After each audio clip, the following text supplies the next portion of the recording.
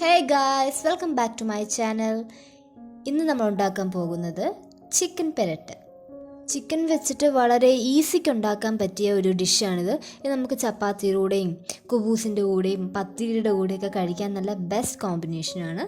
അപ്പോൾ നമുക്ക് എങ്ങനെയാണ് ചിക്കൻ പെരട്ട് ഉണ്ടാക്കുന്നതെന്ന് നോക്കാം.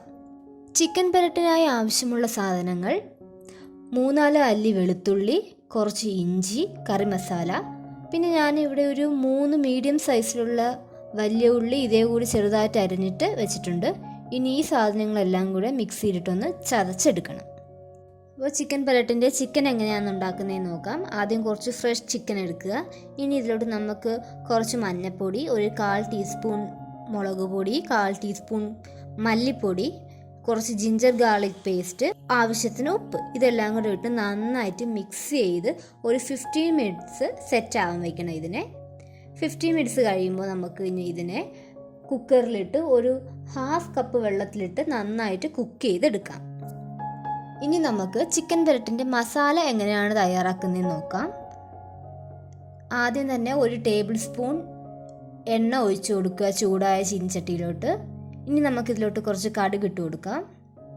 കടുക് ഒന്ന് പൊട്ടി വരുമ്പോഴത്തേക്കും നമുക്ക് എടുത്തു വെച്ചിരിക്കുന്ന 3-4 വറ്റൽമുളക് ഇട്ട് കൊടുക്കാം ഇതിലോട്ട്. അപ്പോൾ നമ്മുടെ കടുകെല്ലാം പൊട്ടിക്കഴിഞ്ഞിട്ടുണ്ട്. ഇനി നമുക്കിതിലോട്ട് നമ്മൾ ചതച്ച് വെച്ചിരിക്കുന്ന ഉള്ളിയുടെയും വെളുത്തുള്ളിയും എല്ലാം ചതച്ച് വെച്ച് ആ മിക്സർ ഇട്ട് കൊടുക്കാം.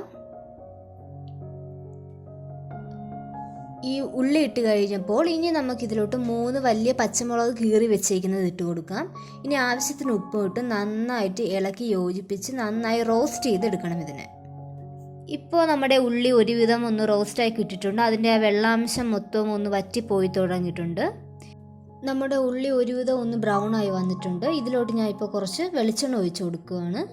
ഇനി നമുക്കിതിലോട്ട് തക്കാളിയും കരിവേപ്പിലയും ഇട്ട് നന്നായി ഈ ഉള്ളി കംപ്ലീറ്റ് ബ്രൗൺ കളർ ആകും വരെ നന്നായിട്ട് ഇളക്കണം. അടിയിൽ പിടിക്കാതെ കരിഞ്ഞു പോകാതെ സൂക്ഷിക്കണം. അപ്പോൾ നമ്മുടെ ഈ ഉള്ളി നല്ല ബ്രൗൺ കളറായി വന്നിട്ടുണ്ട്. ഇനി നമുക്കിതിലോട്ട് നമ്മൾ കുക്ക് ചെയ്ത് വെച്ചേക്കുന്ന ചിക്കൻ ഇട്ട് കൊടുക്കാം.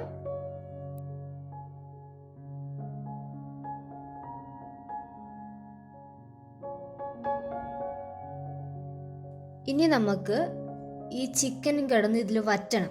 അത്ര നേരം ഇതിനെ ഇട്ട് നന്നായിട്ട് ഇങ്ങനെ ഇളക്കി കൊടുത്തുകൊണ്ടേ ഇരിക്കുക. ഇതൊരു നല്ല വറ്റി ഒരു റോസ്റ്റിൻ്റെ ഫോമിലാകുന്ന വരെ നമുക്കിതിനെ ഇളക്കണം. അടി പിടിക്കാതെ നോക്കുക, പെട്ടെന്ന് അടി പിടിക്കും. സോ നന്നായിട്ട് ഇളക്കി കൊടുത്തുകൊണ്ടിരിക്കുക. അപ്പോൾ ഒരു 5 മിനിറ്റ്സ് കഴിഞ്ഞിട്ടുണ്ട്. നമ്മുടെ ചിക്കൻ പുരട്ട് നന്നായി പുരണ്ട് വന്നിട്ടുണ്ട്. നിങ്ങൾക്ക് കുറച്ചുകൂടെ ഗ്രേവി വേണമെങ്കിൽ നിങ്ങൾക്ക് ഇതിന് തൊട്ട് മുമ്പത്തെ സ്റ്റേജിൽ ഇതിന് ഇറക്കാവുന്നതാണ്. എനിക്കിപ്പോൾ ഇതാണ് കറക്റ്റ് ഗ്രേവി. ഇനി നമുക്കിതിനെ ഒരു പാത്രത്തിലോട്ട് സെർവ് ചെയ്യാം.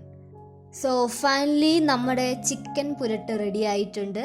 ഇത് ചപ്പാത്തിയുടെ കൂടെയും കുബൂസിൻ്റെ കൂടെയും പത്തിരിയുടെ കൂടെയും ഒക്കെ കഴിക്കാൻ പറ്റിയ വളരെ ടേസ്റ്റി ആയിട്ടുള്ള ഡിഷാണ്. ഉണ്ടാക്കാനും ഇത് വളരെ ഈസിയാണ്.